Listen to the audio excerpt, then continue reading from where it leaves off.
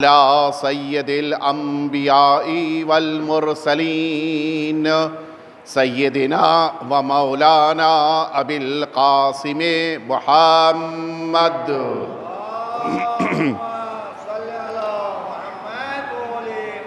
صلی اللہ علیہ وعلی اہل بیتہ الاطیبین الانجبین الذین اذهب اللہ عنہم الرجس وطہرہم تطہیرا اللہم صلی علی لا سیما الامام المبین بقیت اللہ فی الارضین ارواحنا و ارواح العالمین لتراب مقدمہ الفداء واللعنة الدائمة الباقية على أعدائهم أجمعين أما بعد فقد قال الله الحكيم في كتابه المبين يا أيها الذين آمنوا كتب عليكم الصيام كما كتب على الذين من قبلكم لعلکم تتقون صلوات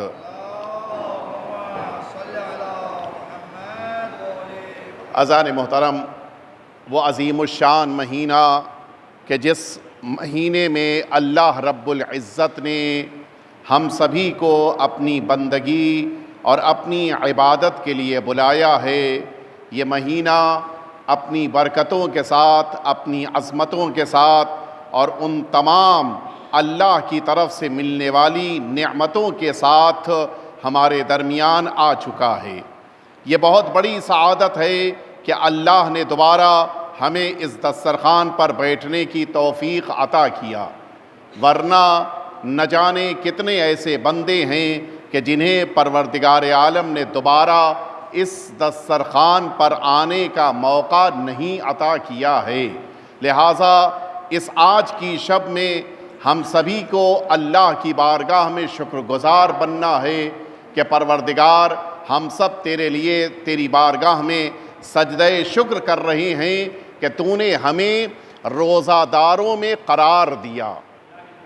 یہ ایک بہت بڑا جملہ ہے کہ جس پر آپ کی میں توجہ چاہوں گا، اور شاید یہی وجہ ہے کہ کل جو پہلی دعا ہمیں پڑھنی ہے، ماہ مبارک رمضان کے پہلے دن کی جو پہلی دعا ہے، اس کا فقرہ یہی ہے کہ اللہم اجعل فیہ، پروردگار مجھے قرار دے، اللہم اجعل صیامی فیہ صیام الصائمین، پروردگار میرے روزے کو روزہ داروں کے جیسا روزہ بنا دے۔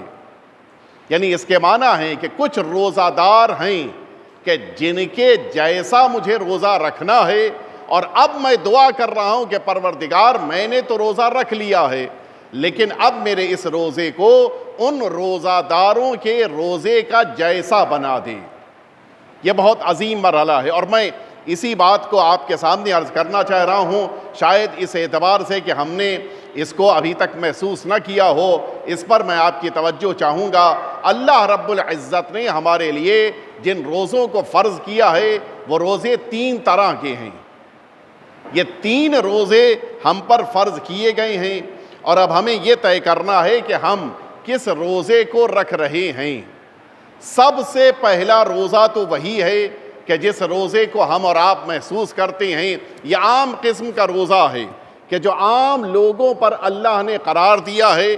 کسی سے پوچھو کہ روزہ یعنی اس کے معنی ہے کہ مجھے نہ کچھ کھانا ہے نہ کچھ پینا ہے، اس کے علاوہ اس کو کیا نہیں کرنا ہے اس سے کوئی مطلب نہیں ہے، بلکہ برعکس ہے، بہت سے ایسے کام کہ جن کو پروردگار پسند نہیں کرتا، وہ اسی روزے کی آڑ میں اسے کر لیتا ہے۔ اللہ کو اپنے سے نیچے والوں کو برا بھلا کہنا پسند نہیں ہے، لیکن آپ ماہ مبارک رمضان میں دیکھ لیجئے، پیٹ خالی ہے تو اب بیچارہ نیچے کا جو ورکر روم میں آیا، بس خدا نہ کرے کہ کوئی اس کے کمرے میں داخل ہو جائے جس کو باس کہا جاتا ہے، اب تو نہ پوچھئے، اگر ان کی زبان پہ گالی آ جائے تو وہ کم ہے، اگر پیپر ویٹ سامنے آ جائے انہوں نے اس کو مار دیا تو کم ہے. میں نے یہ سنا ہے کہ کسی نے مارے غصے کے ماہ مبارک رمضان میں ٹیبل پہ رکھا ہوا پیپر ویٹ اپنے سرونٹ کو مار دیا. اللہ کو شدید ناپسند ہے کسی بھی انسان کا اپنے سے نیچے والے سے اکڑ کے بات کرنا, اپنے سے نیچے والے سے غرور کے ساتھ بات کرنا, یہ شدید ناپسند ہے. اور اتفاق یہ ہے کہ ماہ مبارک رمضان میں سرٹیفکیٹ مل جاتا ہے. میں تو روزے سے ہوں. اچھا ہمارے نیچے کون کون ہیں, یہ بھی بڑا اہم مسئلہ ہے. ہمارے ہاتھ کے نیچے صرف وہی نہیں ہے جو آفس میں جن کے ہم باس ہیں, بلکہ ہمارے ہاتھ کے نیچے وہ بھی ہیں کہ جو گھر میں ہماری خدمت کر رہی ہیں. وہ وائف تقریباً, چونکہ اللہ نے الرجال قوامون علی النساء کے طور پر تقریباً جو عہدے کے اعتبار سے دیکھا جائے تو کسی بھی گھر کا باس وہ ہوتا ہے کہ جو ہسبینڈ کی شکل میں ہے. اب نہ پوچھئے, وہ تو ہسبینڈ ہیں, اور اگر ماہ مبارک رمضان میں روزہ رکھا ہے تب تو نہ پوچھئے کہ ان کا غصہ, ان کے طیش کا کیا عالم ہے. اور اگر خدا نہ کرے کہ کسی موقع پر افطاری میں ذرا سا نمک زیادہ ہو جائے, میں تو روزے سے ہوں, کوئی چیز کم نہیں ہونی چاہیے. اگر کوئی چیز میرے لیے کم نہیں ہونی چاہیے اس لیے کہ میں روزے سے ہوں, تو جس نے پکایا ہے وہ بھی تو روزے سے تھی. اور میں تو اے سی میں آفس سے آنے کے بعد آرام کر رہا تھا, اس نے تو پورے 2 گھنٹے گرمی میں چولہے کے پاس, آگ کے پاس وقت دے کر اس ہماری افطاری کو تیار کیا ہے. ہم اپنے کاموں میں کتنی کمیاں کر دیں اس کا مسئلہ نہیں ہے, لیکن اس کے کام میں کمی کیوں, میں تو اپنے کو بہت سمجھتا ہوں. اللہ کو سب سے زیادہ ناپسند ہے. بڑا تعجب ہوا مجھے جب یہ میں نے حدیث دیکھی کہ سب سے زیادہ اللہ کی نگاہ میں اچھا انسان, سب سے زیادہ با کردار انسان وہ ہے کہ جو پڑوسیوں کے لیے نہیں, محلے والوں کے لیے نہیں, بلڈنگ والوں کے لیے نہیں, مسجد والوں کے لیے نہیں, سوسائٹی والوں کے لیے نہیں, سب سے زیادہ اچھا انسان اللہ کی نگاہ میں وہ ہے جو اپنی وائف کے ساتھ اچھا ہے. عجیب ہے. اور بالکل برعکس ہے, ساری دنیا تعریف کرتی ہے لیکن ادھر جب گھر میں آ گیا شوہر تو اب نہ پوچھئے ان کے غصے کا عالم. کبھی کبھی تو بیویاں کہتی ہیں کہ محلے والے جو تعریف کرتے ہیں ان سے کہو کہ CCTV لگا کے گھر کے اندر بھی دیکھ لیں. کیوں؟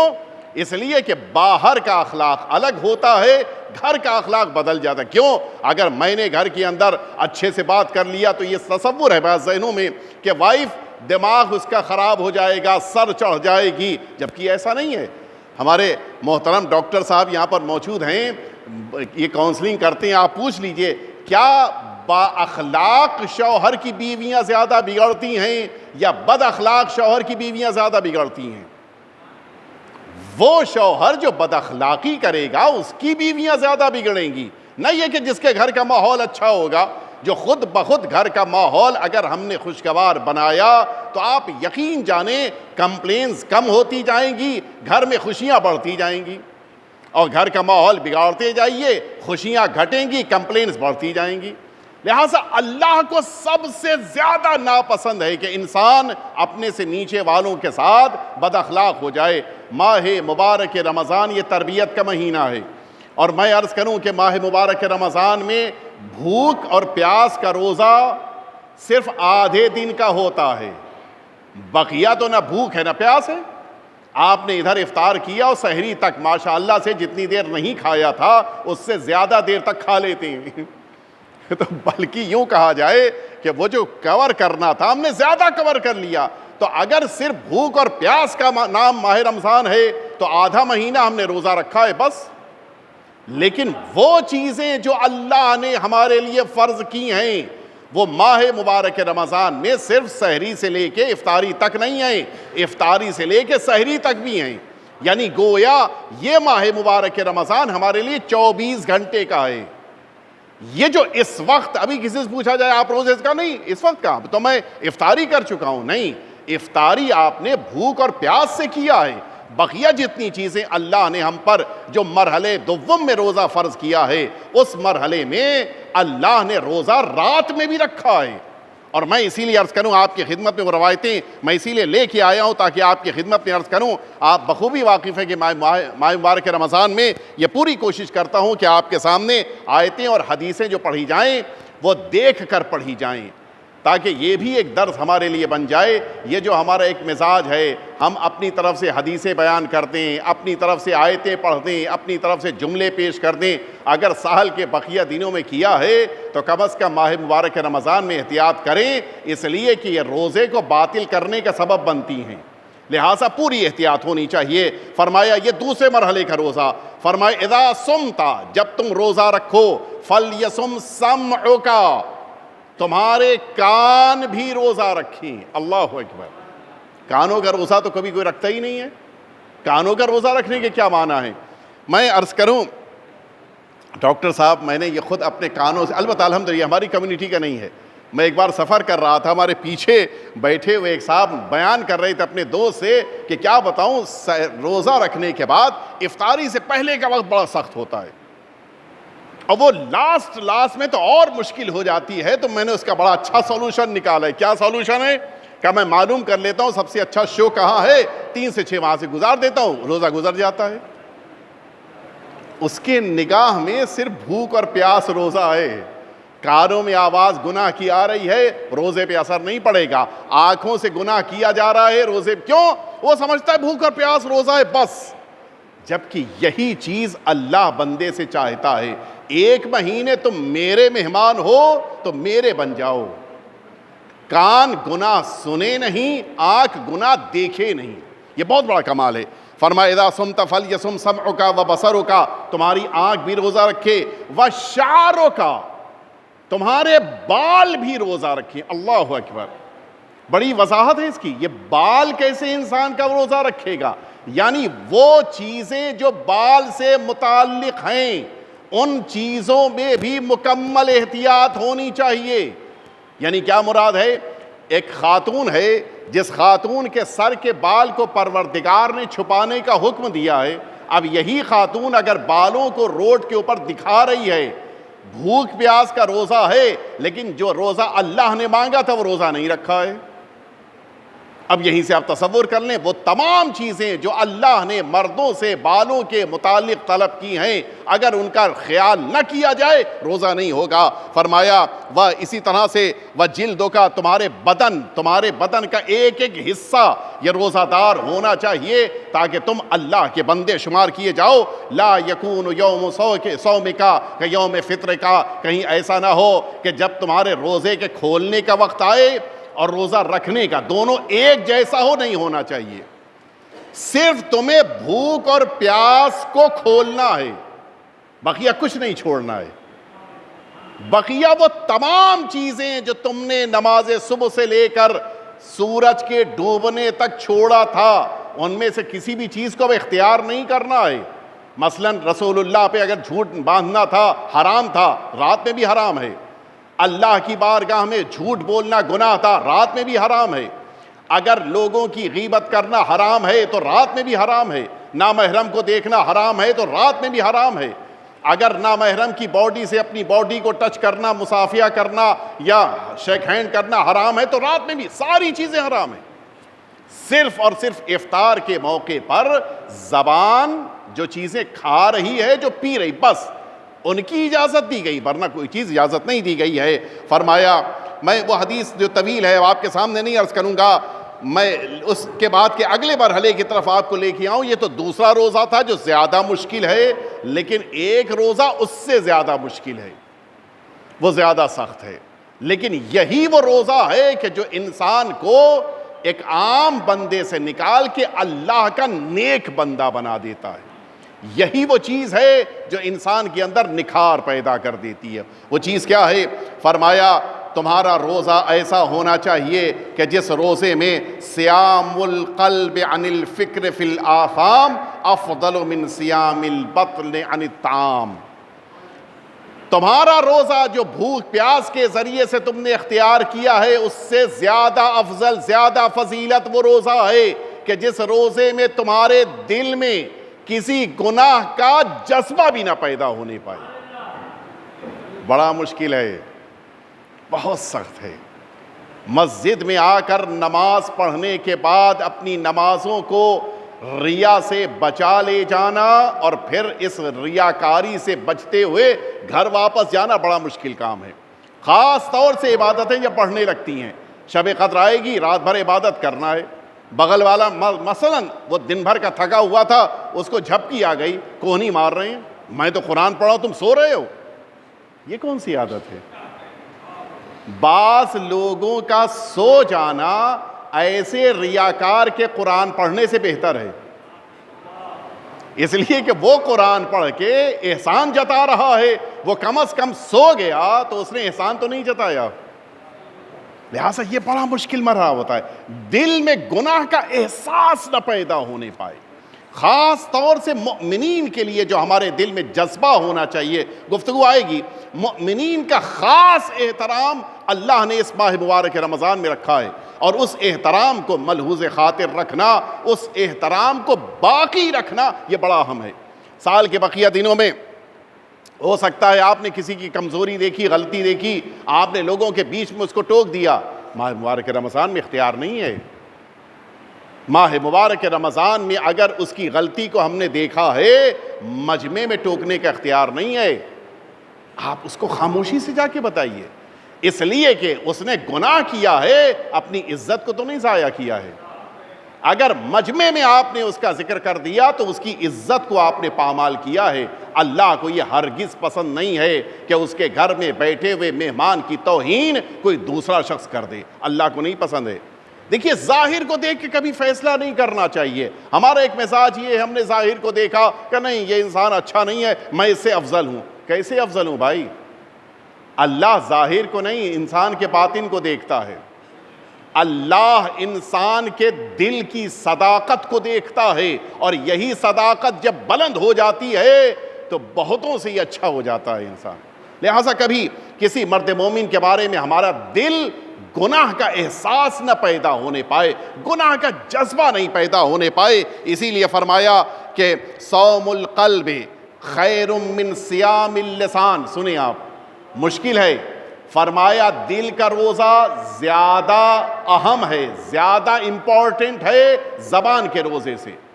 وَصِيَامُ اللِّسَانِ خَيْرٌ مِّن صِيَامِ الْبَطْنِ، اور پیٹ کے روزے سے زیادہ اہم ہے زبان کا روزہ۔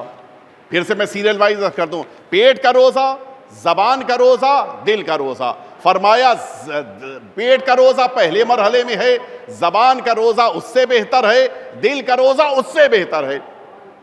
ہمارے لیے ماہ مبارک رمضان میں کھانا پینا چھوڑنا تو پھر بھی ممکن ہوتا ہے، زبان سنبھالنا مشکل ہے، اور دل کو سنبھالنا اور مشکل ہے۔ اللہ چاہتا ہے کہ ماہ مبارک رمضان میں تم اپنے دل کو سنبھال لے جاؤ، تمہارا دل اللہ کا بندہ بن جائے، کسی کے لیے برائی کا جذبہ نہیں ہونا چاہیے۔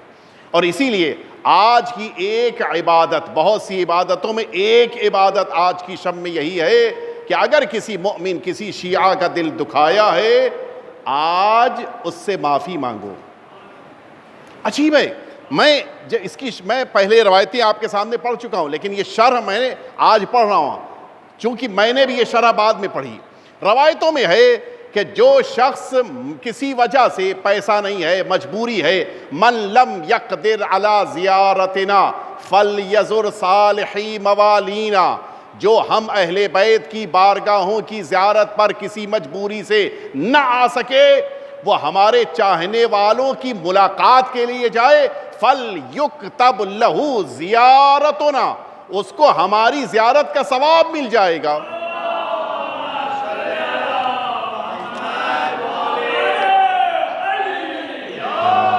اس طرح کی تین روایتیں ہیں، اور انہی روایتوں میں یہ بھی شامل ہے کہ جو خمس ہمیں امام کے نام پر دینا ہے، وہ امام کے چاہنے والوں پہ ہم خرچ کر رہے ہیں، یہ انہی میں ہے شامل۔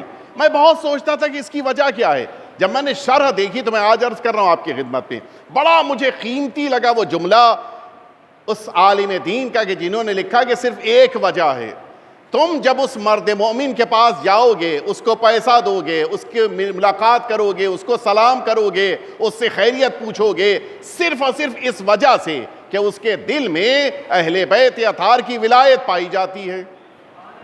تو تم نے اس سے ملاقات نہیں کی ہے، در واقع اہل بیت اطہار کی ولایت سے ملاقات کی ہے۔ تو اہل بیت اطہار کی ولایت اتنی قیمتی ہے کہ ملنے مومن سے جاؤ گے، اللہ ثواب اہل بیت کی زیارت کا تمہیں عطا کر دے گا۔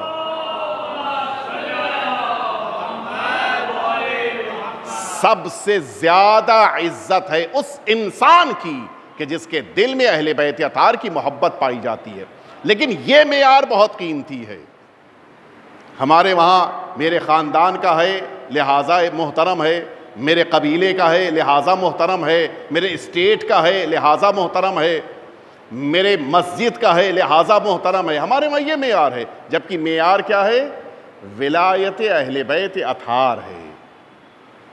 میرے قبیلے کا ہے لیکن جناب سیدہ کو نہیں مانتا، وہ میرا نہیں ہے، اور میرے قبیلے کا نہیں ہے لیکن اہل بیت کو مانتا ہے، وہ غیر ہو کر میرا ہے۔ معیار یہ ہے، اور اسی معیار کو ہمیں اپنے دلوں میں زندہ رکھنا ہے۔ اور اگر یہی معیار ہم اپنی زندگی میں اختیار کر لے گئے تو آپ یقین جانیے یہ ماہ مبارک رمضان ہمارے لیے بہترین ماہ مبارک رمضان ہوگا۔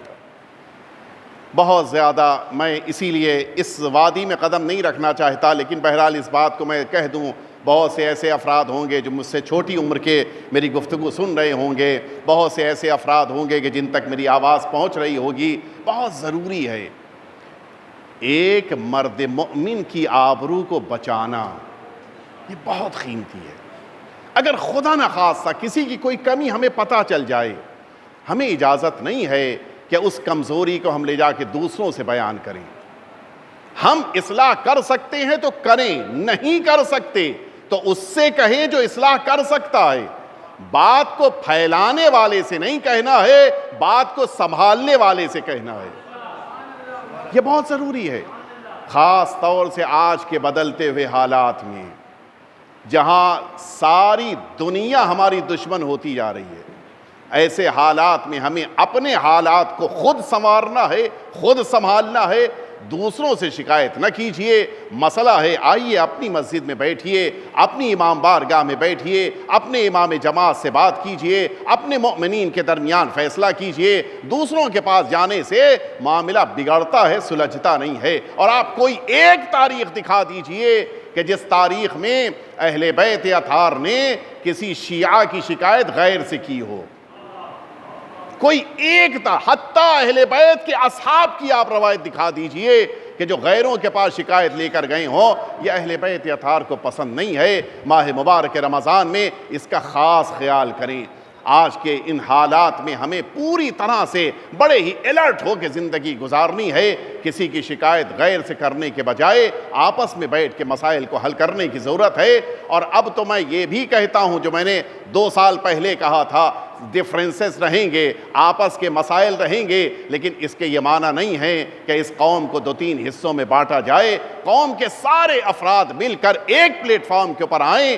ہو سکتا ہے وہ کسی اور مرجع کو مانتے ہوں، یہ کسی اور مرجع کو مانتے ہوں، ہو سکتا ہے وہ مرجع کو نہ مانتے ہوں، پھر بھی وہ ہمارے ہیں، پھر بھی وہ شیعہ ہیں، پھر بھی وہ اہل بیت اطہار والے ہیں۔ سب مل کر ایک ساتھ آگے بڑھیں۔ بس ہونا یہ چاہیے، ایک دوسرے کی توہین نہیں ہونی چاہیے، ایک دوسرے کے مقدسات کی توہین نہیں ہونی چاہیے۔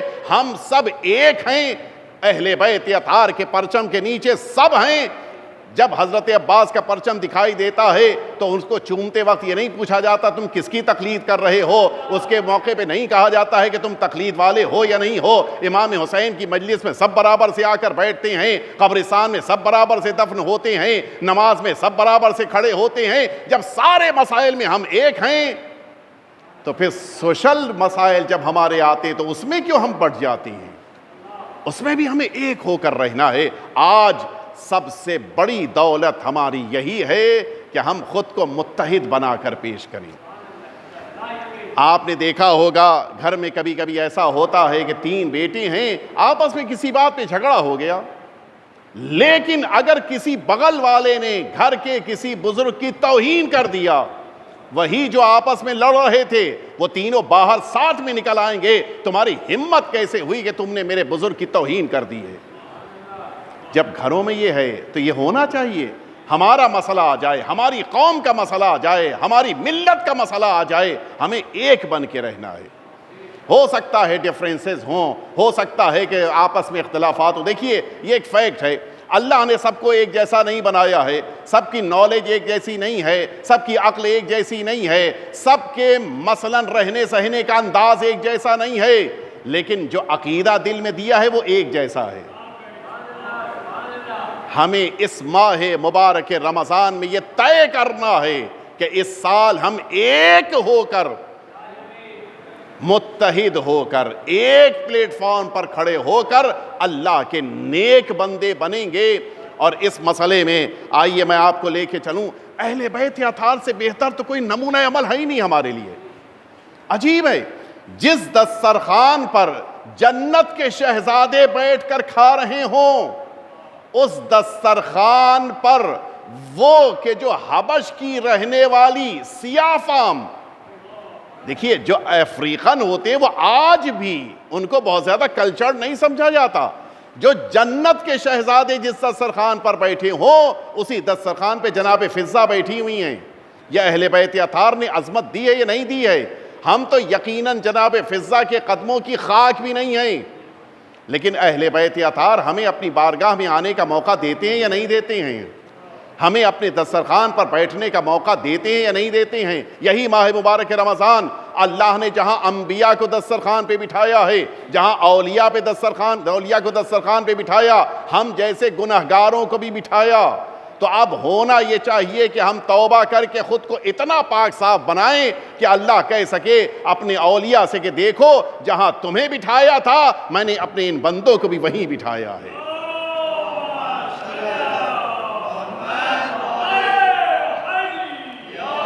اس سال ماہ مبارک رمضان کو ہمیں بقیہ سالوں سے الگ منعقد کرنا ہے, کوشش کرنی ہے. دیکھیے ہمارے وہاں بہت زیادہ کوانٹٹی کی اہمیت ہے. اللہ کو کوانٹٹی بہت پسند ہے, لیکن وہ کوانٹٹی کہ جس میں کوالٹی ہو. زیادہ ہونا اہمیت رکھتا ہے, لیکن کب؟ جب اس کی ویلیو زیادہ ہو, وقعت زیادہ ہو. مثال کے طور پہ آپ کے پاس زیرو ہیں, زیرو بڑھاتے چلے جائیے, لیکن اگر اس کے شروع میں ایک آپ نے نہیں لکھا تو وہ لاکھ زیرو لکھتے جائیے, کوئی ویلیو نہیں ہے.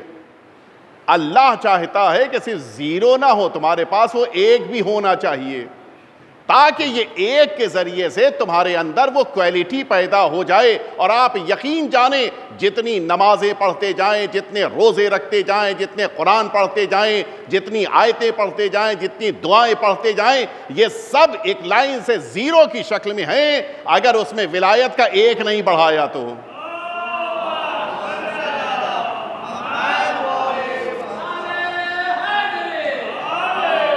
اور ادھر یہ ولایت آئی تو اب یہ سوال پیدا ہوگا کہ اتنی ہی نمازیں کیوں؟ ورنہ اگر نمازیں ہی زیادہ پڑھنا ویلیو رکھتا ہوتا تو یقین جانیے ابھی میں گھر سے نکلا تھا, راستے میں جتنی مسجدیں آئیں سب میں نماز ہو رہی تھی. آپ سمجھ گئے ہوں گے. تو اگر زیادہ نمازیں ہی معیار ہیں تو پوری دنیا میں آج سے نمازیں شروع ہو گئیں اور اعلان چھپ رہا ہے 6 دن کی نماز اور 8 دن کی نماز اور 10 دن کی نماز اور 12 دن کی نماز, اور 30 دن پورے نہیں ہوں گے کہ وہ قرآن ختم ہو جائے گا. نمازیں ہیں یا نہیں ہیں؟ اللہ کو نماز تو پسند ہے, لیکن وہ نماز پسند ہے کہ جو ولایت کے ساتھ ہو.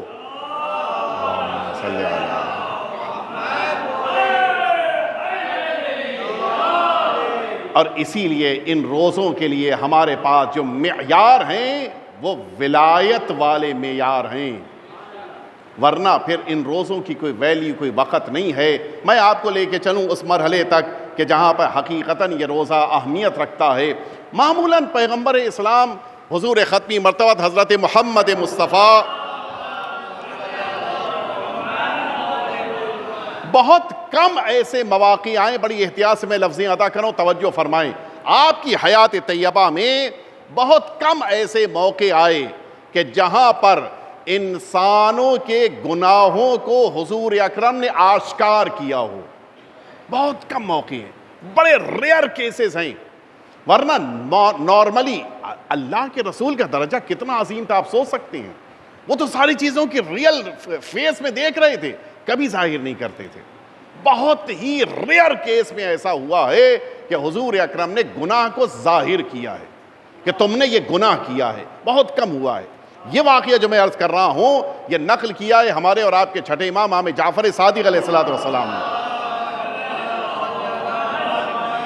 اور یہ انہی واقعات میں ہے کہ جن واقعات میں حضور اکرم نے گناہ کو ظاہر کیا سامنے والے کے. ہوا کیا, حضور اکرم نے مدینہ ماہ مبارک رمضان کے علاوہ حضور اکرم نے یہ اعلان کیا کہ پورا مدینہ روزہ رکھے گا. واجب نہیں ہے, مستحب روزہ ہے, لیکن چونکہ حکم پیغمبر سے ہے لہٰذا سب کو رکھنا ہے. لیکن شام کو ایسا نہیں ہے کہ جیسے ماہ مبارک رمضان میں خود دسترخوان بچھا کے بیٹھے افطار کر لیا. اس زمانے میں مسجد میں افطار کا تصور نہیں تھا, ابھی گزشتہ زمانے تک ہمارے وہاں بھی نہیں تھا. یہ تو ابھی دنیا میں طریقہ کار شروع ہے, وہ بھی بعض ملکوں میں, ابھی بھی بہت سے ملکوں میں نہیں ہے. لوگ اپنے گھروں میں اپنے اپنے دسترخوان پر اپنے فیملی کے ساتھ بیٹھ کے افطار کرتے تھے. فرمایا نہیں, ایسے نہیں ہوگا. یہ نہیں کہ ہر ایک دسترخوان پہ بیٹھے اور پھر افطار کر لے, نہیں, ہر ایک مغرب کی نماز پڑھے اور مجھ سے آ کر پوچھے, جب میں کہوں گا تو افطار کرے گا. یہ بڑا مشہور واقعہ ہے حیات پیغمبر کا. یہ وہ واقعہ ہے کہ جو غیروں کے وہاں بھی ہے, ہمارے وہاں بھی. ہمارے وہاں بڑا معتبر اس لیے ہے کہ امام نے نقل کیا ہے, لہٰذا اس کا اعتبار بہت زیادہ ہے. حضور اکرم فرمائے کہ کوئی خود سے نہیں افطار کرے گا, مجھ سے آئے پوچھے, میں پرمیشن دوں تو جا کے افطار کرے گا. شام ہو گئی, لوگوں نے روزہ رکھا تھا, نماز مغربین ختم ہوئی, مسجد پیغمبر ہے, سارے مومنین مسجد میں نماز پڑھ کے اٹھے. حضور سے پوچھ رہے ہیں روزہ کھولوں, کہاں جاؤ کھولو. ایک اٹھا گیا, دوسرا اٹھا گیا, تیسرا اٹھا, پوچھ کے جا رہے ہیں. ایک شخص نے کہا کہ یا رسول اللہ, میں نے اور میری 2 بیٹیوں نے روزہ رکھا ہے. بیٹیاں تو پوچھنے نہیں آئیں گی, آپ اجازت دے دیجئے کہ ہم تینوں جا کر روزہ افطار کر لیں. حضور اکرم نے فرمایا کہ تم امان تم جاؤ اور افطار کر لو. کہا میری بیٹیاں, کہا نہیں, وہ افطار نہیں کریں گی. پوچھا کیوں یا رسول اللہ, میری بیٹیاں کیوں افطار نہیں کریں گی؟ فرمایا اس لیے کہ افطار وہ کرتا ہے جو روزہ رکھتا ہے, تمہاری بیٹیوں نے تو روزہ ہی نہیں رکھا ہے. یا رسول اللہ کیسے ہو سکتا ہے, میری بیٹی جھوٹ بولے گی؟ کہا نہیں, تمہاری بیٹی نے تم سے جھوٹ بھی نہیں کہا ہے. کہا پھر کیسے ہو سکتا ہے, روزہ رکھے ہے وہ کہہ رہی ہے, آپ فرما رہے روزہ نہیں رکھے, کیسے ممکن ہے؟ کہا ابھی جاؤ اور اس سے جا کر, یہ دیکھیے یہ واقعاً بہت عظمت ہے. حضور اکرم نے فرمایا ابھی جاؤ اپنی بیٹیوں سے کہو کہ قے کرے. ڈاکٹر صاحب موجود ہیں, قے کرنا اور قے ہو جانا دو الگ, لیکن میں اس وقت واضح بھی کر دوں آپ کے لیے, ماہ مبارک رمضان میں قے کرنے سے روزہ ٹوٹتا ہے, قے ہو جانے سے نہیں ٹوٹتا ہے, دونوں میں فرق ہے. توجہ ہے, اگر کسی کو بائی چانس ڈی ہائیڈریشن ہوا اور قے ہو گئی تو روزہ نہیں ٹوٹے گا, لیکن اگر کسی نے اپنے حلق میں انگلی ڈالی اور جان بوجھ کے قے کرنے کی کوشش کی اور ہو گئی قے, روزہ ٹوٹ جائے گا. توجہ ہے. کہا اپنی بیٹیوں سے جا کر کہو کہ وہ قے کریں, یعنی اپنی انگلی کو حلق میں ڈال کے قے کرنا چاہیں اور قے ہو جائے گی. کہا جب قے ہو جائے تو دیکھنا کہ کیا گر رہا ہے. گیا بھاگ کے یہ باپ بیٹیوں سے, اچھا خود افطار کیا اس نے, بیٹیوں سے کہا کہ تمہارے لیے منع کیا ہے, تم پہلے قے کرو. ان لوگوں نے جو قے کیا تو گوشت کا ٹکڑا اندر سے باہر آ کے گرا. اچھا وہ تو گھبرا گیا, واپس پھر آئے حضور اکرم کے پاس, رسالت مآب سے کہ یا رسول اللہ میری بیٹیوں نے قے کیا اور ان کے منہ سے گوشت کا ٹکڑا آ کے گرا ہے. کہا میرے پروردگار نے اسی قرآن میں وعدہ کیا ہے کہ جو غیبت کرتا ہے وہ اپنے بھائی کا گوشت کھاتا ہے. ان 2 تمہاری بیٹیوں نے آپس میں بیٹھ کر غیبت کیا تھا, نتیجے میں انہوں نے گوشت کھایا انسان کا, گویا اللہ نے اسی گوشت کو باہر نکال دیا ہے. یہ کرم ہے پیغمبر حضور اکرم کا جملہ, یہ اللہ کا کرم ہے کہ میرے کہہ دینے کی بنا پر اللہ نے اس گوشت کو بدن سے نکال دیا ہے, ورنہ یہ گوشت ان بچیوں کو جہنم تک لے کے جاتا. آپ نے توجہ فرمائی, بہت کم ایسے موقع آئے ہیں کہ جہاں پر حضور اکرم نے سامنے والے کے گناہ کو آشکار کیا. اور شاید ایک وجہ یہی ہو کہ یہ واقعہ راویوں کے ذریعے سے نہیں, نقل ہوا ہے غیروں کے وہاں حضور اکرم سے اور ہمارے وہاں معصوم سے. نہیں پتا آپ متوجہ ہوئے نہیں ہوئے؟ یعنی اس واقعے میں بھی اللہ کے رسول نے یہ احتیاط کیا کہ کون صحابی تھا، کون صحابی کی بیٹی تھی، یہ سب چھپا لیا. لیکن بہرحال اتنا تو پتا چلا کہ ہر صحابی اور ہر صحابی کی بیٹی معصوم نہیں ہوتی ہے.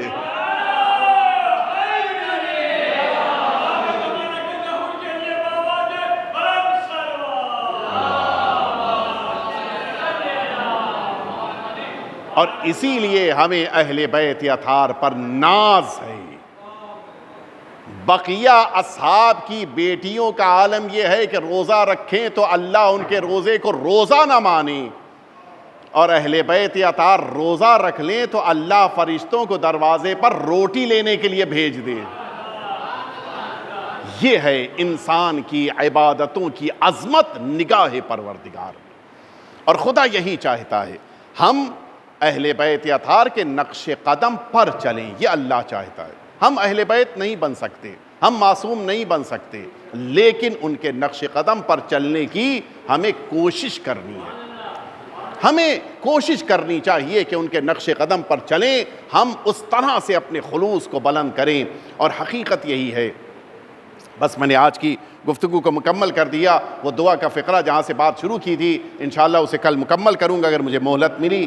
بات کو اس بات پر مکمل کر دوں کہ انسان آج بھی روزہ بہت سے مومنین نے رکھا اور کل سے تو یقیناً سارے مومنین واجب روزہ رکھیں گے، لیکن جب بھی روزہ رکھتے ہیں یہ احساس ضرور ہوتا ہے کہ 7 بجے اذان ہو جائے گی اور نماز پڑھ کر یا نماز سے پہلے ہم افطار کر لیں گے.